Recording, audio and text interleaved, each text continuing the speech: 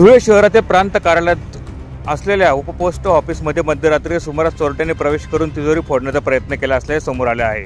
आज सकाळच्या सुमारास उपपोस्ट ऑफिसच्या कलेक्टर पोस्ट मास्टर असलेल्या प्रिया संजू वर्षेकर या आपल्या स्टाफसह नेहमीप्रमाणे कार्यालयात दाखल झाले।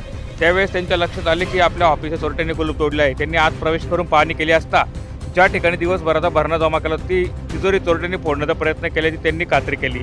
दरम्यान त्यांनी लागलेच आपल्या वरिष्ठ अधिकाऱ्यांनी संपर्क साधून घडलेला प्रकार त्यांना सांगितला। त्यानंतर लागले धुळे शहर पोलिसांनी घटनास्थळी धाव घेत पाहणी केली। यावेळी चोरट्यांनी टॅमीच्या व दगडाच्या सहाय्याने तिजोरी फोडण्याचा प्रयत्न केला असल्याचे समोर आले आहे। मात्र चोरट्यांकडून तिजोरी न फुटल्याने चोरटे घटनास्थळावरून पसार झाले असल्याची माहिती पोस्ट मास्टर असलेल्या प्रिया संजू वर्षेकर यांनी यावेळी दिली। Priya Sanjay Varshikar collector post master म्हणून कार्यरत आहे आता सध्या। आज सकाळी 9:45 वाजता जेव्हा मी ऑफिसला आले तेव्हा बघितलं की ऑफिसचे दोघंही लॉक हे उघडलेले होते, पण त्यालाच लावलेले होते। आमचे संबंधित मोठे साहेब श्री गुप्ता साहेब ASP त्यांच्याशी संपर्क साधला। त्यांनी लगेच पोलीस स्टेशनशी संपर्क साधला। पोलीस आले, PI आले शहर पोलीस स्टेशनचे।